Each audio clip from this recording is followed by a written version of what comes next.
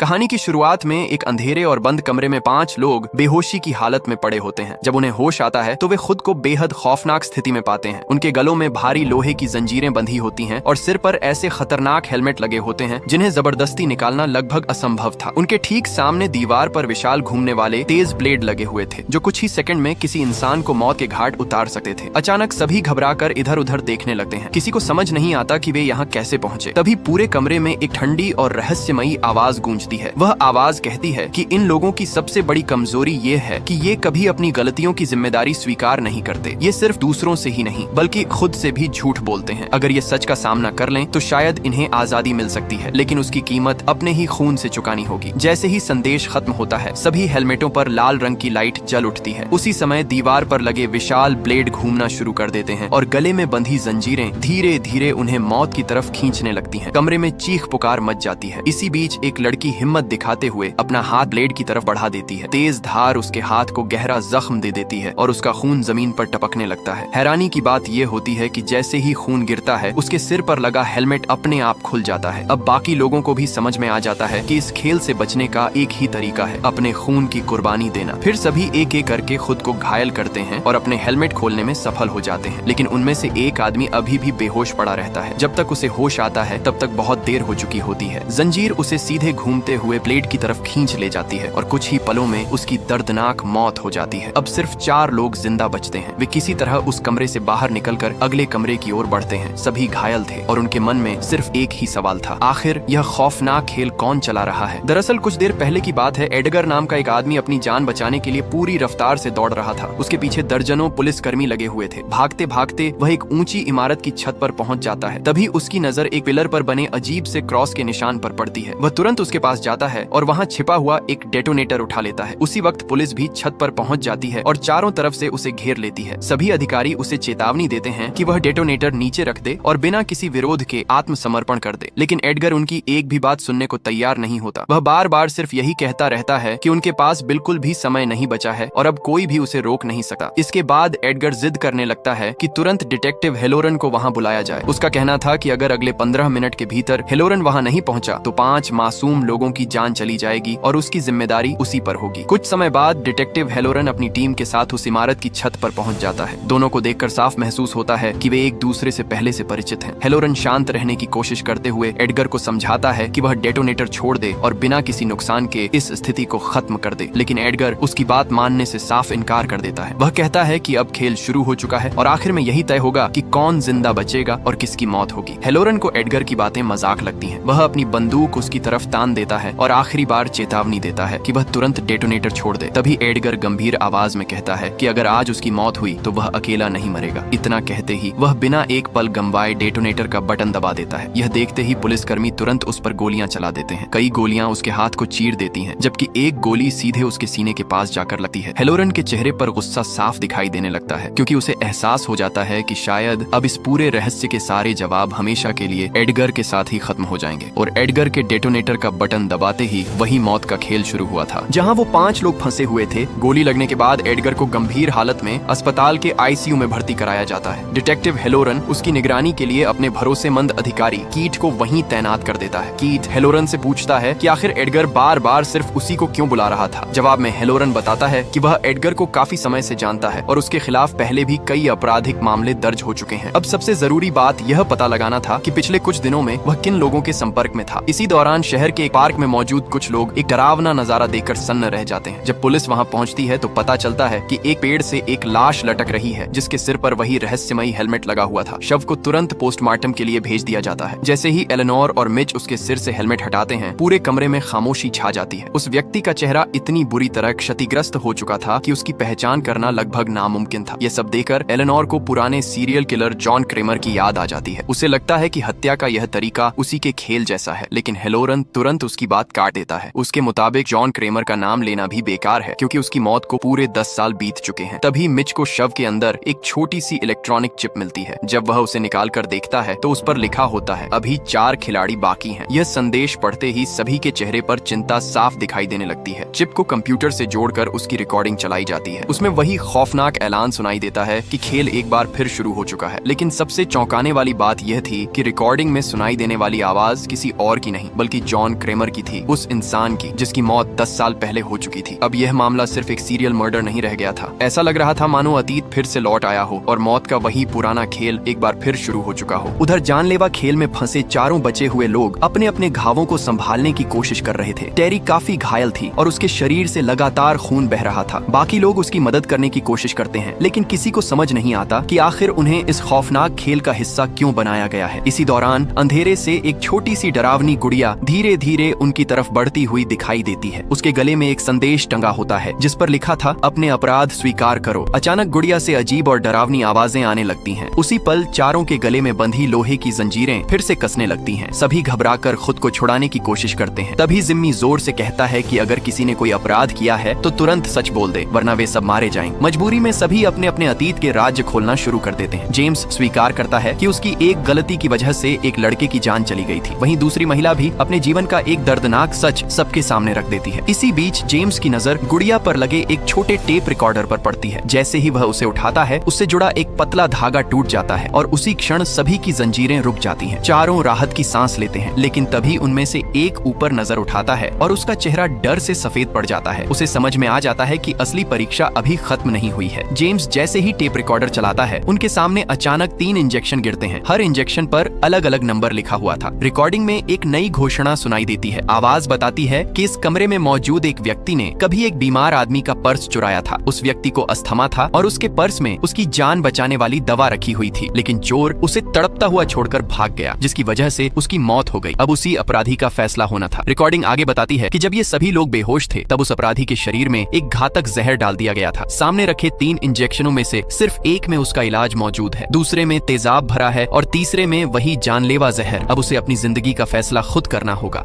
ये सुनते ही सभी घबराकर अपने शरीर पर इंजेक्शन के निशान ढूंढने लगते हैं। तभी उनकी नजर टेरी पर जाती है। बाकी लोगों की तुलना में वह उतनी घबराई हुई नहीं दिख रही थी, जिससे सबको उसी पर शक होने लगता है। जिम्मी बिना समय गंवाए तीनों इंजेक्शन टेरी के सामने रख देता है। उसका मानना था कि अगर टेरी सही इंजेक्शन चुन लेती है तो शायद वे सभी बच सकते हैं, लेकिन टेरी पूरी तरह डर चुकी थी। वह बार बार इंजेक्शन लगाने से इनकार करती रहती है। धीरे धीरे जिम्मी का धैर्य जवाब देने लगता है, जबकि टेरी अपनी बात पर अड़ी रहती है। तभी अचानक उनकी गर्दनों में बंधी जंजीरें एक बार फिर कसने लगती हैं। इस बार चारों लोग हवा में उठने लगते हैं। उनका दम घुटने लगता है और ऐसा लगने लगता है कि अब बचना लगभग नामुमकिन है। आखिरी पल में जिम्मी अपना नियंत्रण खो देता है। वह बिना सोचे समझे तीनों इंजेक्शन एक साथ टेरी के शरीर में लगा देता है। जैसे ही ऐसा होता है, बाकी सभी की जंजीरें खुल जाती हैं और वे नीचे गिर पड़ते हैं। लेकिन टेरी के लिए अब बहुत देर हो चुकी थी। कुछ ही सेकंड में उसका शरीर बुरी तरह तड़पने लगता है और आखिरकार उसकी दर्दनाक मौत हो जाती है। टेरी की मौत के बाद एना गुस्से में जिम्मी पर टूट पड़ती है। उसका कहना था कि उसने जल्दबाजी में एक बेगुनाह की जान ले ली, लेकिन जेम्स बीच बचाव करता है और दोनों को शांत रहने के लिए कहता है। वह समझाता है कि अगर वे आपस में लड़ते रहे तो इस जगह से कोई भी जिंदा बाहर नहीं निकल पाएगा। दूसरी ओर पुलिस की जांच भी तेजी से आगे बढ़ रही थी। हेलोरन को आखिरकार यह पुष्टि मिल जाती है कि रिकॉर्डिंग में सुनाई देने वाली आवाज वास्तव में जॉन क्रैमर की ही है। लेकिन यही बात सबसे बड़ी पहेली बन चुकी थी, क्योंकि जॉन की मौत को पूरे 10 साल गुजर चुके थे। उधर मौत के खेल में अब सिर्फ 3 लोग बचे थे। वे अगले कमरे में पहुंचते हैं। जैसे ही तीनों अंदर कदम रखते हैं, पीछे का दरवाजा अपने आप बंद हो जाता है। ये देखकर सभी घबरा जाते हैं। जिम्मी तुरंत वहाँ से बाहर निकलने का रास्ता तलाशने लगता है। जिम्मी दरवाजा तोड़कर बाहर निकलने की कोशिश करता है, लेकिन जेम्स तुरंत उसे रोक देता है। उसका कहना था कि अगर उन्होंने इस खेल के नियमों का उल्लंघन किया तो इसका अंजाम मौत भी हो सकता है। लेकिन जिम्मी उसकी चेतावनी को नजरअंदाज कर देता है। वह पास पड़ा फावड़ा उठाता है और पूरी ताकत से दरवाजे पर वार करना शुरू कर देता है। तभी अचानक कमरे का फर्श जोर से हिलता है और नीचे छिपा हुआ एक खतरनाक जाल सक्रिय हो जाता है। कुछ ही पल में स्टील की पतली तारें जिम्मी के पैर को कसकर जकड़ लेती हैं। दर्द से वह जोर जोर से चीखने लगता है। एना और जेम्स तुरंत उसकी मदद के लिए दौड़ते हैं। उसी दौरान उनकी नजर फर्श के अंदर बने एक हैंडल पर पड़ती है। जेम्स फावड़े की मदद से दूसरी तरफ की जमीन तोड़ता है, जहां एक और टेप रिकॉर्डर छिपा हुआ मिलता है। दोनों उसे बाहर निकालने की कोशिश करते हैं, लेकिन एक छोटी सी गलती के कारण जिम्मी के पैर में बंधी तारें और ज्यादा कस जाती हैं। अब उसका दर्द कई गुना बढ़ चुका था। आखिरकार काफी कोशिशों के बाद जेम्स रिकॉर्डर निकालने में सफल हो जाता है। जैसे ही वह उसे चलाता है, कमरे में फिर वही ठंडी और रहस्यमयी आवाज गूंज उठती है। रिकॉर्डिंग में कहा जाता है कि इस खेल में नियम तोड़ने वालों को हमेशा उसकी सजा मिलती है। फिर बताया जाता है कि सामने मौजूद हैंडल को खींचते ही जिम्मी पूरी तरह आजाद हो जाएगा। लेकिन उस वक्त वहाँ मौजूद किसी भी व्यक्ति को यह समझ नहीं आता कि पूरी तरह आजाद होने का असली मतलब क्या है। इसी दौरान कमरे की लाइटें टिमटिमाने लगती हैं और सामने एक नया दरवाजा अपने आप खुल जाता है। एना और जेम्स उसके अंदर चले जाते हैं। कमरे के भीतर एक रिमोट पतले धागे से ऊपर लटका हुआ था। जेम्स की पहुंच वहां तक नहीं होती, इसलिए वह एना को ऊपर उठाता है ताकि वह रिमोट तक पहुंच सके। लेकिन लेकिन जैसे ही एना रिमोट पकड़ने की कोशिश करती है, पीछे का दरवाजा अचानक बंद हो जाता है। उसी समय सामने लगी स्क्रीन पर फिर से वही डरावनी गुड़िया दिखाई देती है। इस बार रिकॉर्डिंग उन्हें याद दिलाती है कि उन्होंने हमेशा दूसरों से ज्यादा खुद के बारे में सोचा है। अब उनकी जिंदगी किसी और के फैसले पर निर्भर थी। अगर जिम्मी बाहर मौजूद हैंडल खींच देगा तो एना और जेम्स को आजादी मिल सकती है। दूसरी तरफ जिम्मी के सामने लगी स्क्रीन पर एना और जेम्स का लाइव वीडियो दिखाई देने लगता है, जबकि एना के कमरे में भी जिम्मी नजर आने लगता है। अचानक कमरे की छत से तेज रफ्तार में अनाज गिरना शुरू हो जाता है। कुछ ही सेकंड में पूरा कमरा भरने लगता है। एना और जेम्स घबराकर मदद के लिए चिल्लाने लगते हैं। धीरे धीरे दोनों अनाज के ढेर में दबते चले जाते हैं। जिम्मी यह सब अपनी आंखों के सामने देख रहा था। दोनों लगातार उससे हैंडल खींचने की गुहार लगाते रहते हैं। वह कोशिश तो करता है, लेकिन दर्द और डर की वजह से फैसला नहीं कर पाता। देखते ही देखते एना और जेम्स पूरी तरह अनाज के नीचे दब जाते हैं। फिर अचानक अनाज गिरना बंद हो जाता है, लेकिन उनकी मुश्किल अभी खत्म नहीं हुई थी। अगले ही पल छत से तेज धार वाले चाकू, ब्लेड और दूसरे नुकीले हथियार बरसने लगते हैं। उनमें से एक बड़ा चाकू सीधे जेम्स के कंधे में जाकर धंस जाता है। अब यह साफ हो चुका था कि अगर जिम्मी ने तुरंत फैसला नहीं लिया तो दोनों की मौत तय है। आखिरकार जिम्मी पूरी हिम्मत जुटाता है और हैंडल खींच देता है। उसी पल उसके पैर को जकड़े हुए स्टील के जाल पूरी ताकत से सक्रिय हो जाते हैं और उसका पैर बुरी तरह कट जाता है। हालांकि उसकी यह कुर्बानी बेकार नहीं जाती। उसी के बदले एना और जेम्स जिंदा उस कमरे से बाहर निकलने में सफल हो जाते हैं। उधर पुलिस की जांच भी लगातार आगे बढ़ रही थी। मिच और एलेनोर को एक नया सुराग मिलता है। मृत शरीर पर जानवरों के काटने और नोचने के निशान मिले थे। इससे अंदाजा लगाया जाता है कि लाश कुछ समय तक ऐसी जगह पड़ी रही होगी जहां बड़ी संख्या में जानवर मौजूद थे, जैसे कोई फार्म या सुनसान ग्रामीण इलाका। तभी एक पुलिस अधिकारी आकर सूचना देता है कि एक और शव बरामद हुआ है। मिच और एलेनोर तुरंत मौके पर पहुंचते हैं, जहां हेलोरन पहले से मौजूद होता है। इस बार भी शव के पास एक संदेश मिला था, जिस पर लिखा था, अब सिर्फ 3 खिलाड़ी बाकी हैं। ये पढ़ते ही सभी समझ जाते हैं कि मौत का यह खेल अब भी खत्म नहीं हुआ है। पोस्टमार्टम के दौरान मिच बिना पूरी जांच किए ही मौत की वजह बता देता है। उसकी यह जल्दबाजी हेलोरन को अजीब लगती है। उसे शक होने लगता है कि आखिर मिच को इतनी जल्दी इतनी सटीक जानकारी कैसे मिल गई। मिच बात को टालने की कोशिश करता है, लेकिन हेलोरन के मन में संदेह पैदा हो चुका था। वह तुरंत अपने भरोसेमंद अधिकारी कीट को आदेश देता है कि अब से मिच की हर गतिविधि पर नजर रखी जाए। इसके बाद हेलोरन अपना ध्यान एलेनोर की तरफ करता है। अब उसे उस पर भी शक होने लगा था। वह उससे पूछता है कि पहली लाश मिलने वाली रात वह आखिर कहाँ थी। सवाल सुनते ही एलेनोर जवाब देना शुरू करती है। एलेनोर जवाब देती है कि उस रात वह अपने घर पर थी, लेकिन जैसे ही हेलोरन उससे इस बात का कोई सबूत दिखाने के लिए कहता है, वह कुछ पल के लिए चुप हो जाती है। उसके चेहरे की घबराहट देखकर हेलोरन का शक और भी मजबूत हो जाता है। बाद में जांच के दौरान हेलोरन को पता चलता है कि एलेनोर लंबे समय से डार्क वेब पर जिगसॉ से जुड़ी फाइलें, रिकॉर्डिंग और पुराने केसों की जानकारी देखती आ रही है। अब उसे लगने लगता है कि शायद वही जॉन क्रेमर के पुराने तरीकों की नकल करके इस नए मौत के खेल को चला रही है। हालांकि मिच इस नतीजे से पूरी तरह सहमत नहीं था। उसे लगता था कि मामला इतना सीधा नहीं हो सकता। इसी बीच हेलोरन और कीट फोरेंसिक लैब पहुंचते हैं, जहां उन्हें डीएनए रिपोर्ट का इंतजार था, लेकिन रिपोर्ट सामने आते ही दोनों हैरान रह जाते हैं। मृत शरीर से मिले डीएनए सैंपल का मिलान हो चुका था और वह किसी आम इंसान का नहीं बल्कि जॉन क्रेमर का निकला। उसी जॉन क्रेमर का जिसकी मौत 10 साल पहले हो चुकी थी। यह रिपोर्ट पूरे मामले को पहले से भी ज्यादा रहस्यमय बना देती है। हेलोरन और कीट दोनों समझ नहीं पाते कि एक मरे हुए आदमी का डीएनए इस नए केस में आखिर कैसे मिल सकता है। दूसरी ओर मिच को अब यकीन होने लगता है कि डिटेक्टिव हेलोरन जानबूझकर उसे और एलेनोर को इस केस में फंसाने की कोशिश कर रहा है। उसके अनुसार हेलोरन पहले भी अपने फायदे के लिए कई लोगों को बलि का बकरा बना चुका है। इसी शक के चलते मिच सीधे एलेनोर से मिलने पहुंचता है। वह उससे दोबारा पूछता है कि पहली लाश मिलने वाली रात वह वास्तव में कहां थी। इस बार एलेनोर सच छिपाती नहीं। वह स्वीकार करती है कि उसने पुलिस से झूठ बोला था। उस रात वह अपने घर पर नहीं बल्कि अपने निजी स्टूडियो में मौजूद थी। मिच तुरंत उसे चेतावनी देता है कि अगर पुलिस को यह सच्चाई पता चल गई तो वह उसे कैदी बना देगी, इसलिए अब उसके लिए कुछ भी छिपाना सही नहीं होगा। कुछ देर बाद एलेनोर उसे एक भवन में लेकर जाती है। वहाँ का नजारा देखकर मिच की आंखें फटी रह जाती हैं। पूरा कमरा जॉन क्रेमर के पुराने जानलेवा ट्रैप्स और मशीनों से भरा हुआ था। वही मशीनें जिनका इस्तेमाल करके उसने अपने शिकारों को मौत के खतरनाक खेल में धकेला था। तब एलेनोर बताती है कि वह जॉन क्रेमर की फैन है और उसकी बनाई मशीनों को इकट्ठा करना उसका शौक बन चुका है। यह सब देखकर मिच और भी घबरा जाता है। उसे साफ समझ में आ जाता है कि अगर पुलिस को इस जगह के बारे में पता चल गया तो एलेनोर सीधे इस केस की सबसे बड़ी कातिल बन जाएगी। लेकिन दोनों इस बात से अनजान थे कि कोई उनका पीछा करते हुए वहां तक पहुंच चुका था। वह और कोई नहीं बल्कि कीट था। कीट छिपकर दोनों की कई तस्वीरें खींच लेता है। उधर मौत के खेल में जिम्मी अभी भी बेहोश पड़ा हुआ था। एना उसको देखती है और कहती है कि वह अब भी जिंदा था। उसी समय जेम्स की नजर एक और टेप रिकॉर्डर पर पड़ती है। इस बार उस पर सिर्फ उसका नाम लिखा हुआ था। जैसे ही वह रिकॉर्डिंग चलाता है, अचानक उसके नीचे छिपा हुआ जाल सक्रिय हो जाता है और वह हवा में लटक जाता है। फिर वही ठंडी और डरावनी आवाज गूंजती है। उसे याद दिलाया जाता है कि उसने सिर्फ एक खराब मोटरसाइकिल नहीं बेची थी, बल्कि जानबूझकर उसके खराब ब्रेक की सच्चाई ग्राहक से छिपाई थी। उसी धोखे की वजह से एक युवक की जान चली गई थी। थी। अब समय आ चुका था कि वह अपने अपराध की कीमत चुकाए। उसके नीचे एक विशाल मशीन लगी हुई थी जिसके अंदर तेज धार वाले ब्लेड लगातार घूम रहे थे। नियम साफ था, अगर जेम्स समय रहते मशीन के अंदर लगे ब्रेक को दबा देता तो उसकी जान बच सकती थी, लेकिन अगर वह ऐसा नहीं कर पाया तो वही मशीन उसके शरीर के टुकड़े टुकड़े कर देती। कुछ ही सेकंड बाद मशीन चालू हो जाती है और जेम्स धीरे धीरे उसकी तरफ खींचने लगता है। एना उसे बचाने के लिए पूरी ताकत लगा देती है। वह किसी तरह ऊपर चढ़ती है और मशीन के अंदर एक लोहे की रॉड फंसा देती है। इससे मशीन कुछ पल के लिए रुक जाती है। जेम्स को लगता है कि शायद अब वह बच जाएगा, लेकिन अचानक वह रॉड अपनी जगह से निकल जाती है और मशीन दोबारा चल पड़ती है। पूरे कमरे में जेम्स की दर्दनाक चीख गूंज उठती है। अगले ही कुछ सेकंड में उसका शरीर मशीन के अंदर खिंच जाता है और वह बेरहमी से मौत का शिकार हो जाता है। अब इस जानलेवा खेल में सिर्फ 2 खिलाड़ी बचे थे। दूसरी ओर जांच के बीच एक और चौंकाने वाली खबर सामने आती है। अस्पताल में भर्ती एडगर अचानक गायब हो जाता है। यह खबर मिलते ही डिटेक्टिव हेलोरन गुस्से से भर उठता है। उसी समय कीट का फोन आता है। वह एक ऐसी जगह मौजूद था जहां किसी ने जाने की कल्पना भी नहीं की थी। पुलिस जॉन क्रेमर की कब्र खुदवा रही थी। कुछ ही देर बाद उसका ताबूत जमीन से बाहर निकाला जाता है। वहां मौजूद सभी लोग सांस रोककर उसे खुलते हुए देखते हैं, लेकिन जैसे ही ढक्कन हटाया जाता है हर कोई हैरान रह जाता है। ताबूत के अंदर जॉन क्रेमर का शव नहीं था, उसकी जगह एडगर की लाश रखी हुई थी। इसके तुरंत बाद हेलोरन और कीट पूरी पुलिस टीम के साथ एलेनोर के स्टूडियो पहुंचते हैं। वहां हर कोने की बारीकी से तलाशी ली जाती है। इसी दौरान हेलोरन की नजर दीवार पर बने खून के धब्बों पर पड़ती है। जांच करते हुए उसे वहां एक छिपा हुआ दरवाजा दिखाई देता है। जैसे ही वह उसे खोलता है, सामने का दृश्य देखकर सभी सन्न रह जाते हैं। अंदर जेम्स की लाश लटकी हुई थी। उसके शरीर पर एक नोट चिपका था जिस पर लिखा था, अब सिर्फ 2 खिलाड़ी बाकी हैं। अब यह साफ हो चुका था कि खेल अपने आखिरी पड़ाव पर पहुंच चुका है। इसी बीच कीट को आदेश मिलता है कि वह मिच को गिरफ्तार कर ले, लेकिन मिच इसका विरोध करता है। उसका कहना था कि उसका इस पूरे मामले से कोई संबंध नहीं है और कोई जानबूझकर उसे फंसाने की कोशिश कर रहा है। फिर वह ऐसा आरोप लगाता है जिसे सुनकर कीट भी चौंक जाता है। मिच का कहना था कि असली शक हेलोरन पर होना चाहिए। वह समझाता है कि जब एडगर ने डेटोनेटर दबाया था तब बाकी पुलिसकर्मियों ने उसके हाथ पर गोली चलाई थी, लेकिन सीने में लगी गोली सिर्फ हेलोरन की सर्विस पिस्तौल से ही निकली हो सकती है। मिच को पूरा विश्वास था कि हेलोरन नहीं चाहता था कि एडगर जिंदा बचे। शुरुआत में कीट को यह बात स्वीकार करना मुश्किल लगता है, लेकिन हेलोरन के पुराने विवादित मामलों को याद करने के बाद उसके मन में भी संदेह पैदा होने लगता है। दोनों तुरंत एडगर के शव की दोबारा जांच करते हैं। एडगर के सीने में लगी गोली वास्तव में हेलोरन की सर्विस गन से ही चलाई गई थी। अब कीट का शक लगभग यकीन में बदल चुका था। इसके बाद मिच घर पहुंचकर एलेनोर से संपर्क करने की कोशिश करता है, लेकिन जैसे ही वह पीछे मुड़ता है, एलेनोर अचानक उसके सामने खड़ी दिखाई देती है। वह बेहद घबराई हुई थी। उसका कहना था कि उसे बिल्कुल नहीं पता कि जेम्स की लाश उसके स्टूडियो तक कैसे पहुंची। मिच उसे बताता है कि अब पुलिस का शक धीरे धीरे हेलोरन की तरफ बढ़ रहा है, लेकिन एलेनोर के पास इससे भी बड़ी जानकारी थी। उसने आखिरकार उस फार्म का पता लगा लिया था